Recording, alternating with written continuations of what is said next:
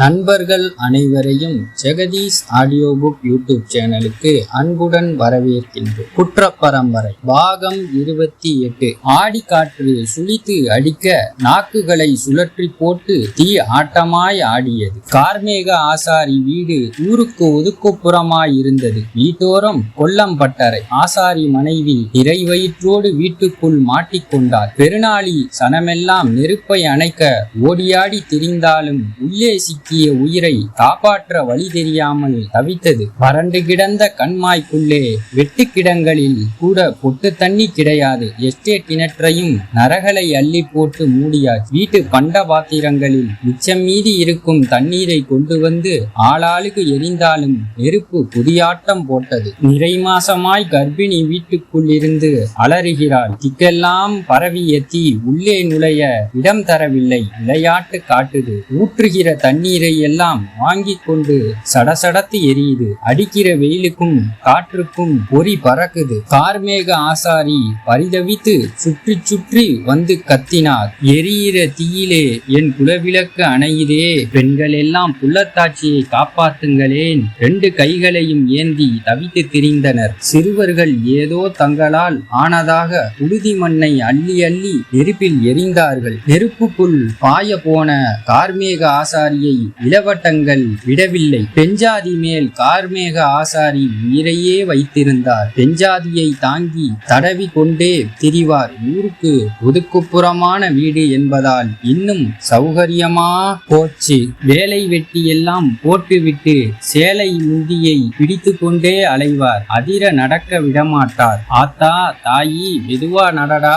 ஊரிலேயே வளர்த்தியான ஆளு கார்மேக ஆசாரிதான். நடையிலே சின்ன ஆட்டம் கொடுத்து நடப்பார். பேச்செல்லாம் நக்கலும் நையாண்டியும் தான். பேச விட்டு கேட்பதற்கென்றே கொல்லம்பட்டறையில் ஆள் கூடும். பேச்சிலே எல்லோரையும் இடக்கு குத்துவார். யாருக்கும் கோபம் வராது. பேச பேச சிரித்து உருள்வார்கள். என்னை விடுங்களேன், நானும் தீயிலே விழுந்து சாகிறேன். கத்தி கதறி உருண்டு கொண்டிருந்தார். விக்டர் துரை தலைமையில் போலீஸ் பட்டாளம் திமுதிமுவென வந்து சேர்ந்தது. தீயை நெருங்க முடியலே. உத்தரவுக்கு பணிய தீ என்ன உடுப்பு போட்ட போலீஸா? விக்டர் கேட்டார். தண்ணி எங்கே இருக்கு? எங்கேயும் இல்லை எசமான். எஸ்டேட் கிணறு என்னாச்சு? முக்கியஸ்தர்கள் முழித்தார்கள். கிழட்டு போலீஸ் உடைத்தார். நரகளை அள்ளி போட்டு மூடிட்டாங்க துரை. முட்டாள்களே, எல்லோரும் போய் அந்த தண்ணியை கொண்டு வாருங்க. நெருப்பருகில் விக்டரின் முகம் மேலும் சிவந்து தெரித்தது. பண்ட பாத்திரங்களை எடுத்துக்கொண்டு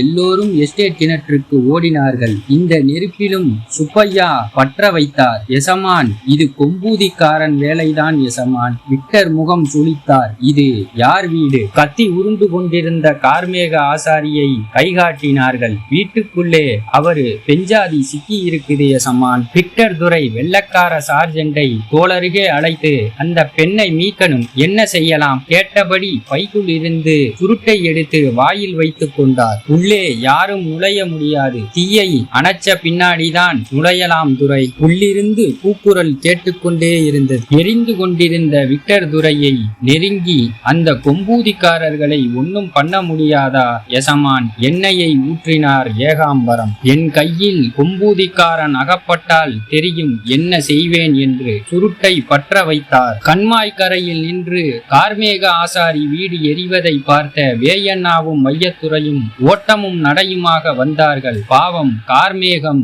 நல்ல மனுஷனாச்சே. கார்மேக ஆசாரியின் பேச்சு வேயண்ணாவுக்கு ரொம்ப பிடிக்கும். வஞ்சகம் இல்லாத பேச்சு. இன்னும் வேகமாக வந்தார்கள். காலத்தி கதையை கூலாணி கிழவி வாயால் கேட்டதிலிருந்து அன்னமயிலுக்கு மனசு சரியில்லை. இப்படியுமா மனுஷங்க இருப்பாங்க?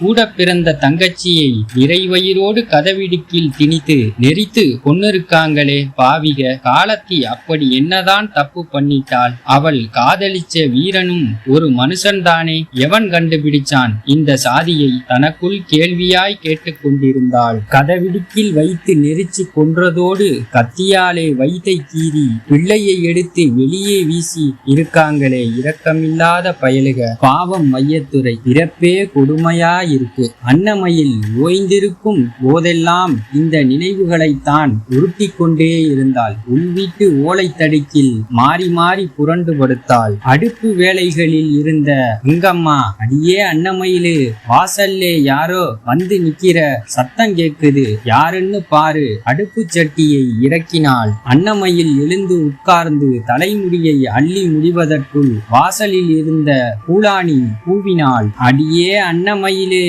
உன்னை கட்டப் போற புருஷன் வந்திருக்கான், வந்து எட்டி பாரு. அன்னமயில் எழுந்து வாசலுக்கு வந்தாள். ஊமையன் அறிவேலு நின்று கொண்டிருந்தான். மாறாப்பை ஒழுங்கு பண்ணி கொண்ட அன்னமயிலு, ஏய் கிழவி, எப்போ பார்த்தாலும் உனக்கு இதுதானா பேச்சு? கிழவியிடம் முகம் சுளித்தாள். நான் என்ன தப்பாகவா சொன்னேன்? உன்னை கட்டப் போற புருஷன் இவன்தானே? கிழவி சொன்னதை காதில் வாங்காமல் நரிவேலுவை பார்த்து, என்ன மச்சான்? பாதி பேச்சிலும் பாதி சைகையிலும் கேட்டாள். நரிவேலு குதிரை கடிவாளம் கையில் இருக்கிற பாவனையோடு மேலெண்ணத்தில் நுனிநாக்கை அழுத்தி பில்லாயுதம் என்று முடித்தான். திண்ணையில் அமர்ந்து நரிவேலு முகத்தையும் அன்னமயில் முகத்தையும் மாறி மாறி பார்த்த கூலாணி, என்னடா சொல்றே? இவளை குதிரையிலே தூக்கி வச்சு கொம்பூதியை சுத்தி வர கூப்பிடுறியா? கேட்டுவிட்டு சிரித்தாள். நரிவேலு உடனடியாக சைகையால் மறுத்து மறுபடியும் பழைய குதிரை பாவனையில் இல்லாயுதம் எங்க என்றான். அண்ணன் குதிரை ஏறி காலையிலேயே போன ஆளுதான், இன்னும் திரும்பலே. நரிவேலு அன்னமயிலை கண்ணிறைய பார்த்தான். கவனித்த கூலாணி கிழவி நரிவேலுவின் தொடையில் ஒரு கிள்ளு கிள்ளி, என்னடா அவளை இந்த பார்வை பார்க்கிறே? உனக்குன்னு உள்ளவள் தான் அவள், கொஞ்ச நாள் பொறு, உன் மாமங்கிட்டே பேசி 2 கல்யாணத்தையும் ஒன்னாவே முடிச்சிருவோம். கிள்ளிய இடத்தை தடவி கொடுத்தான். ஊமையன் நரிவேலு ஒரு சின்ன சத்தம் கொடுத்து வெட்கப்பட்டபடி தெருவழியே நடந்து போனான். எஸ்டேட் கிணற்று தண்ணி இன்னும் வந்து சேரவில்லை. தீ பிடித்து பறந்து கொண்டிருந்தது. நடந்தோடி வந்த வேயண்ணாவும் மையத்துறையும் ஆசாரி வீட்டை நெருங்கினார்கள். கைகளை ஆட்டி ஆட்டி யோசனை சொல்லிக் கொண்டிருந்த முக்கியஸ்தர்கள் கண்ணில் வேயண்ணாவும் மையத்துறையும் படவில்லை. யாரும் குறிப்பாக கவனிக்கவில்லை. கார்மேக ஆசாரி எரியும் வீட்டை பார்த்து 2 கைகளையும் விரித்து கதறி கொண்டிருந்தார். ராசாத்தி, என் கண் முன்னாலேயே நீ கரியாகணுமா? வாய்விட்டு கதறினார். நிலைமையை நொடியில் புரிந்து கொண்ட வேயண்ணா வேட்டியை மடித்து கட்டினார். துண்டை வரிந்து தலையில் கட்டினார். கூடவே வையத்துறையும் வரிந்து கட்டினான். கையில் வேல்கம்போடும் கனத்த செருப்புகளோடும் நெருப்புக்கு முன்னே வந்து நின்ற வேயண்ணா, வாடா வையத்துறை, தலையை அசைத்தார். கூடி நின்ற கூட்டம் திகைத்து போனது. சுருட்டை புகைத்து கொண்டிருந்த விட்டர்துரை நெருப்புக்குள் நுழைய போகும் இருவரையும் இமையை ஆடாமல் பார்த்தார். பிளந்திருந்த வாய்க்குள் புகை மண்டியது. வெள்ளைக்கார சார்ஜென்ட் தேகம் அசையாமல் நின்றான். கார்மேக ஆசாரியின் அழுகை நின்று போனது. வேயண்ணாவையும் வையத்துறையையும் வைத்தகன் வாங்காமல் பார்த்தார். 2 வேல்கம்புகளாலும் தீ தடைகளை அடித்து சாய்த்தபடி மதமதவென வேயண்ணாவும் வையத்துறையும் நெருப்புக்குள் நுழைந்து போனார்கள். ஆடிக்காற்று முன்னிலும் வேகமாக சுழன்று அடித்தது. ஏகாம்பரத்துக்கும் சுப்பையாவுக்கும் பகீரென்றது. விக்டர் துரையின் காதோரம் எசமான் கொம்பூதி வேயண்ணா இவர்தான் பணிந்து ஓதினார்கள். சுருக்கென பார்த்த விக்டர் துரை, வியண்ணா இவரா? முழு சுருட்டை கீழே போட்டு காலால் நசுக்கினார். இந்த கதை தங்களுக்கு பிடித்திருந்தால் எங்க சேனலை லைக் பண்ணுங்க, சப்ஸ்கிரைப் பண்ணுங்க, ஷேர் பண்ணுங்க, கமெண்ட் பண்ணுங்க. நன்றி.